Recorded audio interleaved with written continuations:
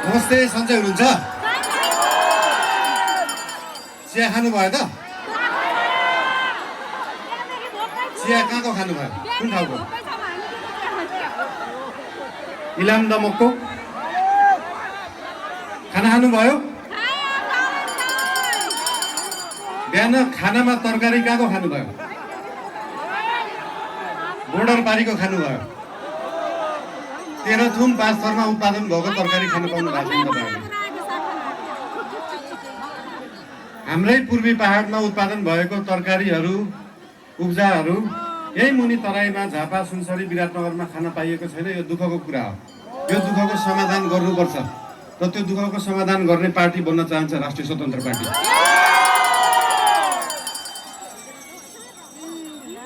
पूर्वी तराईका 3वटा 4वटा जिल्लाको फुल पोटेन्सियलमा धान उत्पादन गर्ने हो, चामल उत्पादन गर्ने हो भने देशभरिलाई खान पुग्छ।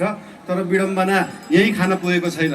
यो दुःखलाई समाधान गर्नुपर्छ र त्यो समाधान गर्ने पार्टी बन्न चाहन्छ राष्ट्रिय स्वतन्त्र पार्टी। बर्खामा बाढी आउने, बाढीले खेती योग्य जग्गाहरू सबै बालुवाले पुरिदिने, सुक्खामा पानी नपाउने, सिँचाइ गर्न नसक्ने खेती योग्य जग्गाहरूलाई त्यत्तिकै राख्नु परेको हुन्छ। बेला बेलामा बाढी समाधान गर्न तटबन्ध बनाउने र सुक्खाको समयमा सिँचाइ दिने पार्टी बन्न चाहन्छ राष्ट्रिय स्वतन्त्र पार्टी। हाम्रो पूर्वलाई देखाएर पनि पैसा कमाउन सकिन्छ, यहाँ उब्जा गरेर पनि पैसा कमाउन सकिन्छ, यहाँ उत्पादन गरेर पनि पैसा कमाउन सकिन्छ। के गरेर पैसा कमाउने भन्नुहोस् तपाईँहरू? यो तीनटै काम गरेर देखाउन चाहन्छ राष्ट्रिय स्वतन्त्र पार्टीले। हाम्रो किराँतहरूको, सम्पूर्ण नेपालीहरूको आस्थाको केन्द्र मुकुमलुङ, खुवालुङ, पाथिभरा जस्ता ठाउँहरूलाई 77 जिल्लाका नेपाली दाजुभाइ दिदीबहिनीहरूले आस्था राख्न पाउन्, त्यो आस्था देखाउने पार्टी बन्न चाहन्छ राष्ट्रिय स्वतन्त्र पार्टी। समस्याहरू धेरै छन्, समाधान पनि यही छ।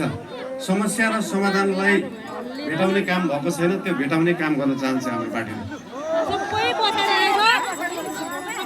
देशकै पहिलो उद्योग कल कारखाना भएको यो ठाउँ हो, यो क्षेत्र हो। यहाँनिर खाने तेलदेखि मरमसलाका फ्याक्ट्रीहरू छन्, इन्डस्ट्रिजहरू छन्। तर जुन बेलामा त्यो फ्याक्ट्रीहरू खुले, त्यो इन्डस्ट्रीहरू खुले, त्यसपछि नयाँ खुलेका छैनन्। नयाँ फ्याक्ट्री खोल्नु पर्यो भने 10वटा नेतालाई ढोग्नुपर्छ, 10वटा कर्मचारीलाई फकाउनु पर्छ, अनि बल्ल बल्ल फ्याक्ट्री खुल्छ र त्यो फ्याक्ट्री चलाउन थालेपछि चन्दा आतङ्क सुरु हुन्छ। अब त्यो पर्दैन। त्यो नपर्ने गरी व्यवस्था बनाउन चाहन्छ राष्ट्रिय स्वतन्त्र पार्टीले।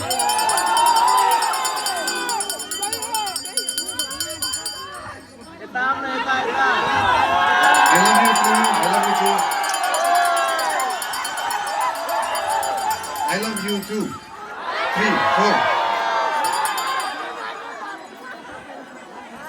विश्वको पहिलो तीर्थस्थल कुन हो थाहा छ तपाईँहरूलाई? हाम्रै बाराहा क्षेत्र। यो हामी नेपाललाई पनि कतिलाई थाहा छैन। त्यो थाहा दिन चाहन्छौँ। त्यो थाहा दिने मान्छे बन्न सकौँ, त्यो थाहा दिने पार्टी बन्न सकौँ, त्यो थाहा दिने सिस्टम बन्न सकौँ। अस्ति हामी त्यो बाराहा क्षेत्र घुम्दाखेरि उदयपुरका विभिन्न ठाउँहरूमा पनि पुगेका थियौँ। उदयपुरको त्यो कोस्टल एरिया हेर्दाखेरि इन्डोनेसियाको बाली, मालदिभ जस्तो विकास गर्न सकिन्छ कि जस्तो लाग्यो। त्यस्तो विकास गर्ने पार्टी बन्न चाहन्छ राष्ट्रिय स्वतन्त्र पार्टी। यता पिउने पानीको पनि धेरै समस्या छ। धरानमा पिउने पानीको डिपिआर पहिले भएको थियो, त्यो डिपिआर भयो, त्यो खानेपानीको व्यवस्थापन कोसीबाट मेकानिकल लिफ्टिङ गरेर धरानमा पानी ल्याउनलाई लगभग 5-6 अर्ब लाग्छ। तर सायद यहाँका जनप्रतिनिधि त्यो सरकारमा पुगेन होला, त्यहाँको पार्टी पुगेन होला। कुन पार्टी पुग्छ अब सरकारमा? यो भेगलाई त्यो पिउने पानी खुवाउने पार्टी बन्न चाहन्छ राष्ट्रिय स्वतन्त्र पार्टी। तपाईँलाई थाहा छ नेपालको 60-70% फुटबल प्लेयर कहाँबाट निस्किन्छ? यही पूर्व क्षेत्रबाट निस्किन्छ। तर फुटबल प्लेयरहरूलाई उत्पादन गर्नलाई, त्यो ग्रासरुटको फुटबललाई विकास गर्नलाई, त्यो खेल मैदान विकास गर्नलाई अहिलेसम्म सकिएको छैन।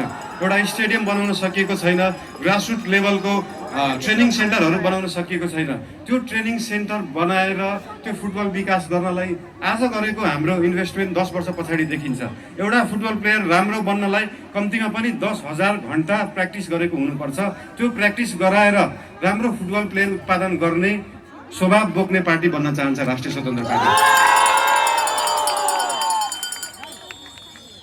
र अन्त्यमा जसरी यो सिलाम साकमा लाछुजु यो सिलाम साकमाले मृत्युलाई छेक्छ मान्छेलाई कालबाट जोगाएर राख्छ त्यसरी नै देशलाई जोगाउने पार्टी बन्न चाहन्छ राष्ट्रिय स्वतन्त्र पार्टी।